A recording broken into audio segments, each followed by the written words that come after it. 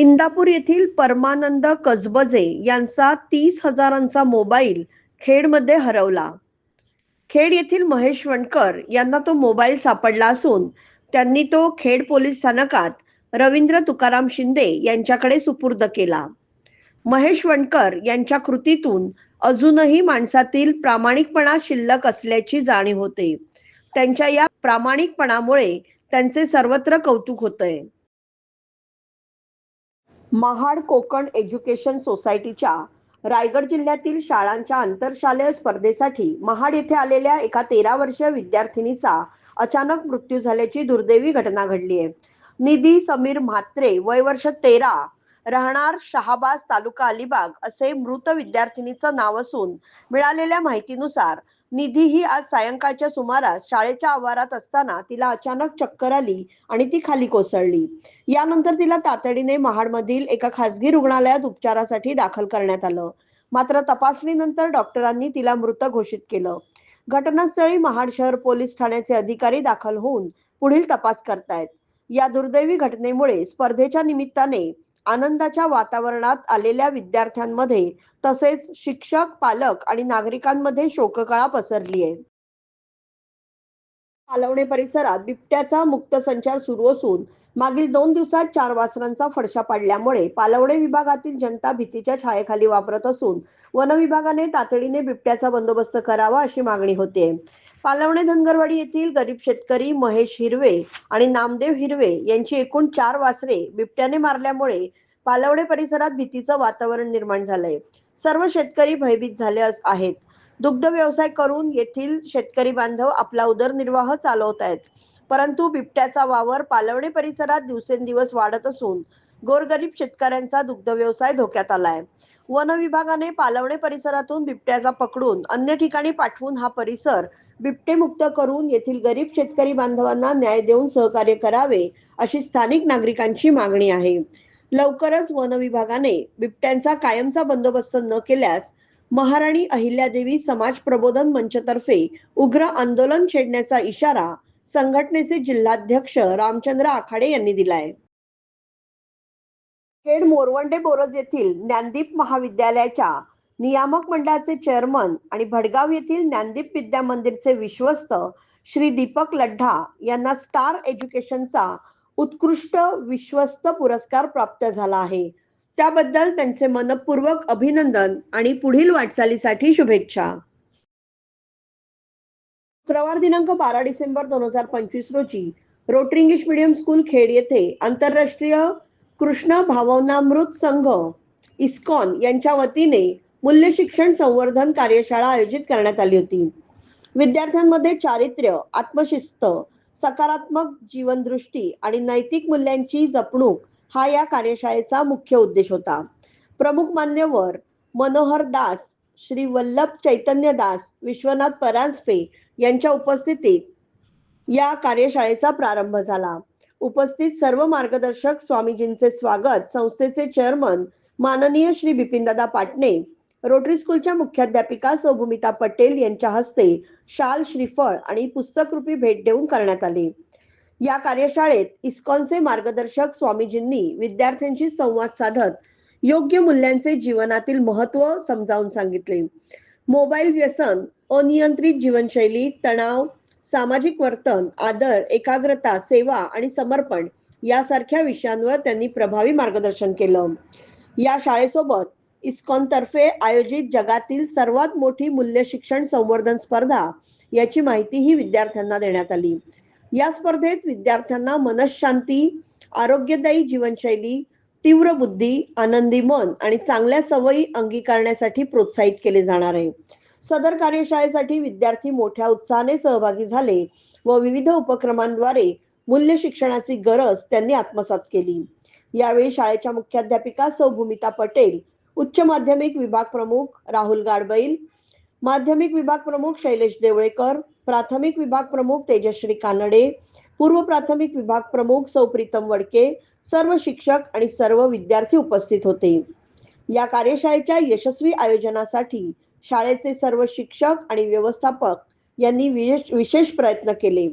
विद्यार्थ्यांनी या उपक्रमातून सकारात्मक जीवनमूल्य शिकून घरी आणि समाजात सद्वर्तन राखण्याचा संकल्प केला. इंडियन टॅलेंट ऑलिम्पियाड फाउंडेशन मार्फत घेण्यात आलेल्या international general knowledge Olympiad, IGKO, international English Olympiad, international maths Olympiad, international science Olympiad या प्रथम पातळीवरील परीक्षांचा निकाल नुकताच जाहीर झाला. यामध्ये रोटरी स्कूलच्या विद्यार्थ्यांनी दमदार कामगिरी करत यश संपादन केलंय. या सर्व विद्यार्थ्यांना शाळेतील सर्व इंग्रजी, विज्ञान, गणित आणि समाजशास्त्र विषय शिक्षकांनी मोलाचं मार्गदर्शन केलं. संस्थेचे चेअरमन माननीय बिपिनदादा पाटणे, सर्व पदाधिकारी, शाळेच्या मुख्याध्यापिका सौभूमिता पटेल, सर्व शिक्षक, शिक्षकेतर कर्मचारी यांनी यशस्वीतांचं अभिनंदन करून पुढील वाटचालीसाठी शुभेच्छा दिल्यात. डिसेंबर रोजी साजरा होणारा राष्ट्रीय ऊर्जा संरक्षण दिवस देशात ऊर्जा कार्यक्षमता व ऊर्जा बचतीचं महत्त्व अधोरेखित करण्यासाठी साजरा केला जातो. ऊर्जेचा योग्य आणि शाश्वत वापर व्हावा यासाठी नागरिकांमध्ये जनजागृती करण्याचा हा दिवस महत्त्वाचा मानला जातो. या पार्श्वभूमीवर 35व्या राष्ट्रीय ऊर्जा संरक्षण पुरस्कार 2025 अंतर्गत ब्रह्मकुमारीज जगदंबा भवन पुणे यांची प्रथम पुरस्कारासाठी राष्ट्रीय स्तरावर निवड झाली आहे. ही बाब संपूर्ण महाराष्ट्रासह आध्यात्मिक आणि सामाजिक क्षेत्रासाठी अभिमानास्पद ठरली आहे. या गौरवपूर्ण पुरस्काराचं महावितरण महामहिम राष्ट्रपती श्रीमती द्रौपदी मुर्मू यांच्या हस्ते होणार असून भारत सरकारच्या ऊर्जा मंत्रालयाच्या वतीने विज्ञान भवन नवी दिल्ली येथे आयोजित विशेष समारंभात ब्रह्मकुमारी सुनंदा दिदी यांना हा सन्मान प्रदान करण्यात येणार आहे. हा सन्मान सोहळा 14 डिसेंबर रोजी सकाळी 11 वाजता थेट DD न्यूज वाहिनीवरून लाईव्ह प्रसारित करण्यात आला होता. ऊर्जा संरक्षण व शाश्वत विकासाच्या दिशेने ब्रह्मकुमारी संस्थेने केलेल्या उल्लेखनीय कार्याची ही राष्ट्रीय स्तरावरील पावती असून ही आनंददायी बातमी सर्वांपर्यंत पोहोचवावी असं आवाहन महाराष्ट्र मीडिया समन्वयक डॉक्टर सोमनाथ वडनेरे यांनी केलंय. नागपूर येथील रेशीमबाग येथे संघ मुख्यालयास नामदार योगेशदादा कदम यांनी सदिच्छा भेट दिली. यावेळी राष्ट्रीय स्वयंसेवक संघाचे संस्थापक परमपूज्य डॉक्टर केशव बळीराम हेगडेवारजी यांच्या पवित्र स्मृतीस त्यांनी अभिवादन केलं. त्यांनी लावलेल्या राष्ट्रीय स्वयंसेवक संघाच्या रोपट्याचा वटवृक्ष झालाय. संघाच्या माध्यमातून त्यांनी चारित्र्य संपन्न व्यक्ती निर्माण व त्या आधारावर राष्ट्र निर्माण व अंतिम ध्येयाचा विचार केला. तसेच स्वतःपेक्षा राष्ट्र मोठे मानण्याची शिकवण हेगडेवारजी कृतीतून दिली. हेगडेवारांचे विचारच आजच्या तरुणाईला उज्ज्वल भविष्यास दिशा देण्यासाठी अत्यंत महत्त्वाचे आहेत. त्यांचे विचार म्हणजेच राष्ट्रसेवेची प्रेरणा आहे, नामदार योगेशदादा कदम यांनी व्यक्त केले. यावेळी माननीय मुख्यमंत्री देवेंद्रजी फडणवीस, उपमुख्यमंत्री एकनाथजी शिंदे, विधानसभा अध्यक्ष राहुलजी नार्वेकर, उपसभापती श्रीमती डॉक्टर नीलमताई गोऱ्हे, शिवसेना भाजपचे सर्व मंत्री आणि आमदार उपस्थित होते. नागपूर जिल्ह्यातील कळमेश्वर आणि काटोल तालुक्यातील विविध गावांना तसेच फळ संशोधन केंद्र येथे कॅबिनेट मंत्री रोजगार हमी फलोत्पादन खारभूमी महाराष्ट्र राज्य शिवसेना विधिमंडळ उपनेते आमदार भरतशेठ गोगावले यांनी भेट दिली. यावेळी काही प्रगतशील शेतकऱ्यांनी संत्री, मोसंबी इंडो इस्रायल पद्धतीने लागवड करत सरासरी 20 ते 25 टन उत्पन्न काढले. त्याचबरोबर काही फळ उत्पादक शेतामध्ये नवनवीन तंत्रज्ञानाचा वापर होत असताना त्यांनी पाहिलं.